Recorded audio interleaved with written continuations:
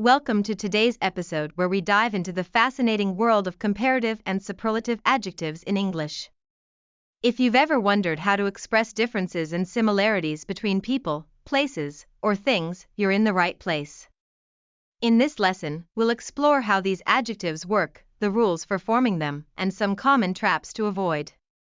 So, let's get ready to enhance our English skills and learn how to compare effectively.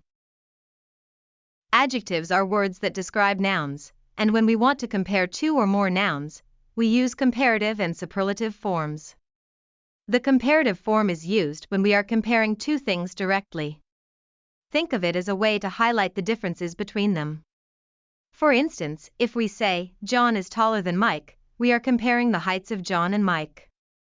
Here, taller is the comparative form of the adjective tall. To form a comparative adjective, we often add "er" to the end of short adjectives. For example, small becomes smaller, and fast becomes faster. However, if the adjective is longer, we use more before the adjective instead. For example, more interesting or more beautiful. It's important to remember that not all adjectives follow this pattern, and some are irregular in their comparative forms. Let's take the adjective good as an example. Its comparative form is better, not gooder, which shows that sometimes, the rules we think apply may not be the case. Now, what about the superlative form? We use the superlative when we compare three or more things to highlight the most extreme quality. For example, we might say, this is the best book I have ever read, or Mount Everest is the tallest mountain in the world. For short adjectives, we generally add s to the end, like old becoming oldest. For longer adjectives, we use the most before the adjective, such as the most interesting or the most beautiful. Knowing when to use these forms correctly can greatly improve your clarity and precision in English. A common pitfall is using the wrong form with the wrong context. For instance, saying the fastest of the two runners is incorrect since fastest is used in comparisons involving three or more. Instead, we should say the faster of the two runners. Another important aspect of using comparatives and superlatives is the conjunction then. This word is used to indicate comparison and is commonly paired with comparative adjectives. For example, she is smarter than him. Meanwhile, superlatives are often accompanied by the definite article the. So, we would say, he is the strongest player on the team. It's critical to understand these nuances to express yourself accurately. Irregular forms can be tricky, but once you familiarize yourself with them, you can use them confidently. For example, bad changes to worse in the comparative and worst in the superlative. Similarly, far becomes farther or further when comparing distances. You'll also find that some adjectives don't follow the standard rules, making it essential to learn these exceptions. So how do we apply these concepts in our daily conversations and writing? Let's take a moment to practice.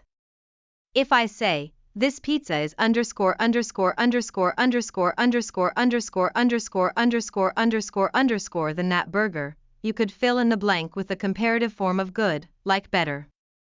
Or, if I tell you, Jessica is the underscore underscore underscore underscore underscore underscore underscore underscore underscore underscore runner in our class, the blank could be filled with fastest.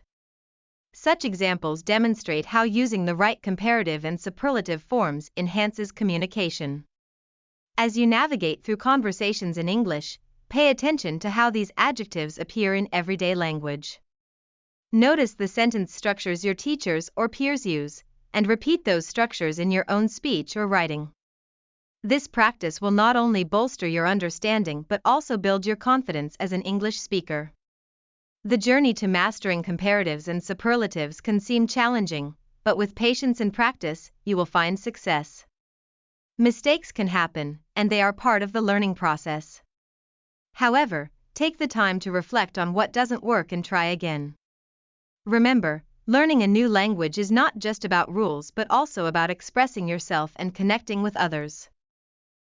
Today, we explored the world of comparative and superlative adjectives, learning how to form comparisons and express extremes in quality. We discussed the rules for adding er for comparatives and est for superlatives with short adjectives, while longer adjectives use more and most. We also touched on irregular forms and common mistakes to avoid. By understanding these concepts, you are now better equipped to communicate clearly and effectively in English. Keep practicing. Thank you for joining us today. We hope this lesson on comparative and superlative adjectives has not only clarified these important concepts but also encouraged you to integrate them into your everyday conversations. Remember, practice makes perfect, so don't hesitate to use what you've learned. Until next time, keep enhancing your English skills and happy learning.